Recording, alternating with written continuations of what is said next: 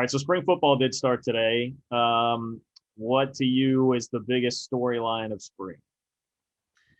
I mean, maybe it's a cop out, but I'm really focused on the quarterbacks, and I think it's more interesting without Skylar Thompson involved, just because you've got Will Howard and Jake Rubley back there, guys who have never played in spring football before.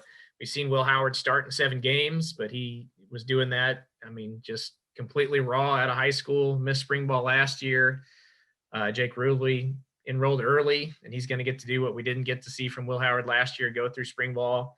So I really want to see what those two guys bring, because even though this season Skylar Thompson is clearly going to be the starter and handle most of the passes, I mean, it's one of those two guys is the future. And this is going to be our first chance to see what they're about, how good they might be. And we'll find out who the backup quarterback is going to be as well. So I'm pretty interested on that. If you switch to the other side of the ball, my eyes are probably on. It's tough between linebacker and safety and cornerback, just because there's some question marks to all those spots. But I would say linebacker. After losing Elijah and Justin last year, who are they going to plug in and play in the middle of the defense? I'm interested to see that as well. Well, I mean, the defense as a whole just has a lot of, no pun intended, holes everywhere.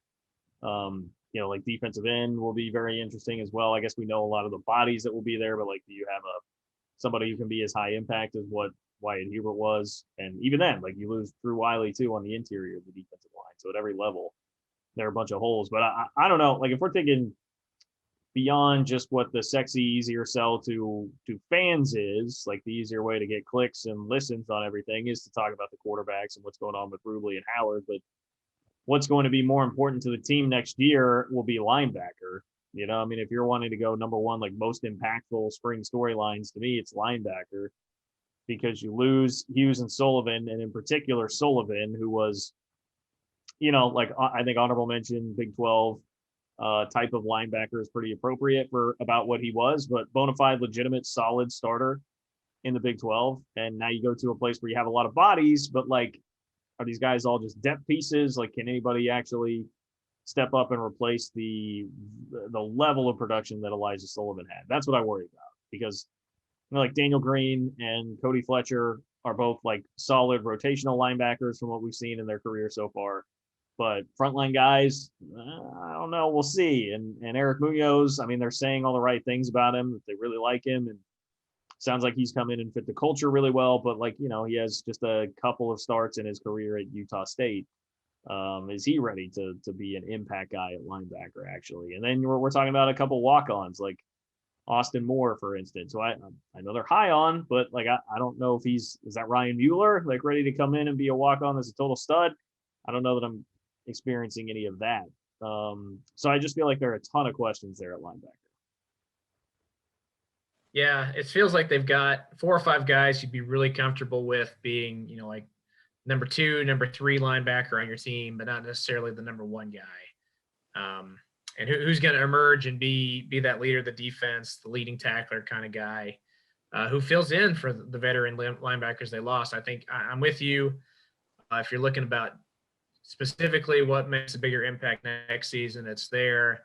But at the same time, I would say you could say that same thing about a lot of spots on the defense. Are these transfers they brought in at defensive back as good as advertised? I think that's a big question. I mean, if so, and you can put Julius Brents and Russ Yeast back there in starting spots, then all of a sudden that answers a whole lot of questions. Maybe you're not so worried about offenses running all over you like they did at the end of last season. But what if they need a little bit of time to develop and they aren't maybe as good as advertised?